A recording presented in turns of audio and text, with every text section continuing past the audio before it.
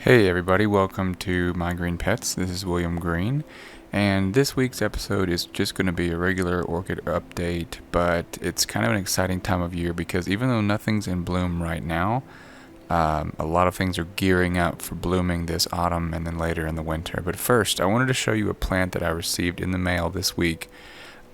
This plant is a Stanhope Oh Gulotta, and it's actually very special because a few years ago I sold this plant to a grower in California whose YouTube channel is Next Growth, and recently she just posted a video of this plant in bloom, and I asked for a piece of it and she sent me a piece back.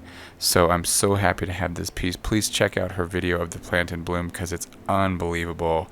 I'm so happy to have a piece of it. I'm putting it back in the collection, letting it grow a couple new growths, and hopefully one day I'll be lucky enough to have it bloom for me as well.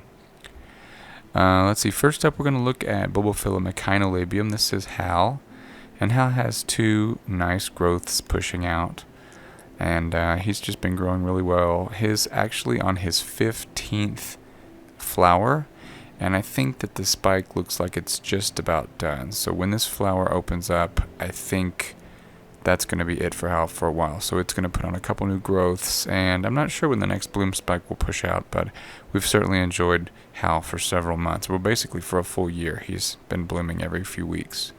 Now this plant is a Filum antenniferum. You can see the roots are growing out really nicely, and it's got two buds on it, which is great because this plant has not flowered for me since April of 2018.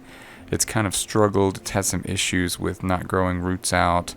The new growths were rotting, so I'm really excited to see this little guy bloom with not only one but two flowers.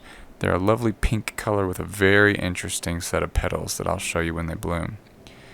Now these two baskets on either side, on the right here, these are both bulbophyllums. On the right is Bulbophyllum medusae, and on the left is mostly Bulbophyllum lovely Elizabeth. Both of these plants bloom in the autumn, and I haven't seen any signs of spikes yet, but I would expect in the next couple of months these plants are both going to get ready to put on a pretty spectacular show. Pretty excited about those. The Medusa bloomed last year, but lovely Elizabeth did not.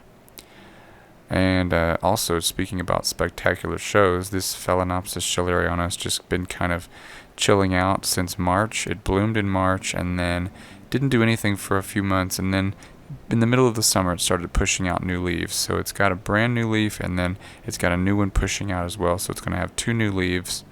And right in front of that plant is a Paph villosum, and I've had this one as a seedling for about 5 years now, and it also has a sheath right down there in the center, and I've been told that these bloom in the autumn as well, so hopefully we're going to see a spike push out of that sheath and we're going to have that plant in bloom.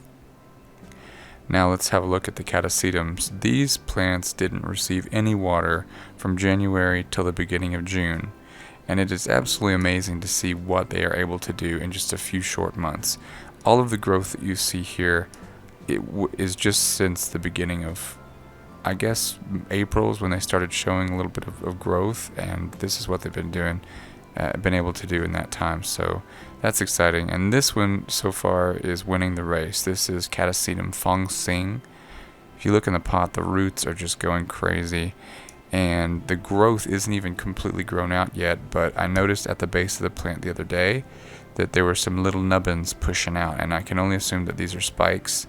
There's one on each side, and I'm really excited about this. This is it's a catasetum crossed with another catasetum, so it's my first experience with a catasetum, I guess a pure catasetum hybrid.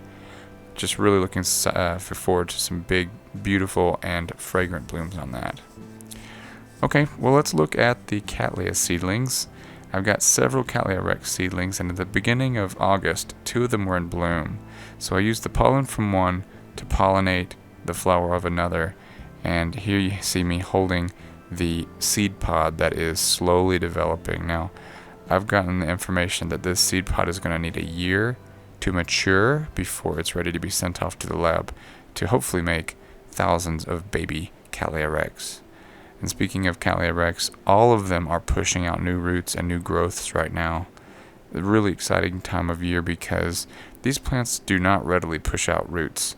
and if they undergo any damage, or if they have any problems with the roots, it's not easy to get them to start pushing more roots. So I don't know if it's just this time of year that it just kind of spurs them to push the roots. I have been using some hormones, like I've been using Kelp Max and some chemical root stimulators as well, to try to get them to push some roots. So maybe it's just the time of year, or maybe the stimulators have added to the number of roots that have been pushed out. But it's been good. And one thing that I was really concerned about was the plant with the seed pod had very few roots, and they didn't look very good. But now it looks like it's actually starting to push new roots. I don't know if you can see right in the middle of the kind of the husky part there, there's a little green nubbin pushing out. Now this was a plant that I'm actually the most worried about. This was the first Cattleya Rex to bloom for me, but its roots are in terrible shape and all the bulbs are shriveled. But lo and behold, we have a few little root tips that are growing. You can see 3 here, one on the right and the 2 little nubbins on the left pushing out.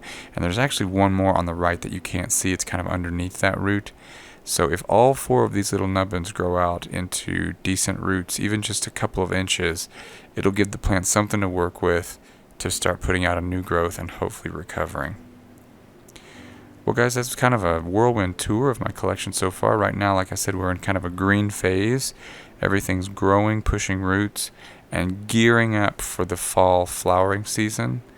So it's not going to be long before we start to see spikes on lots of different plants, and that's going to gear us up for winter. So until next time, appreciate you guys stopping by. I'm William Green, and we'll see you next time right here on My Green Pets. Take care.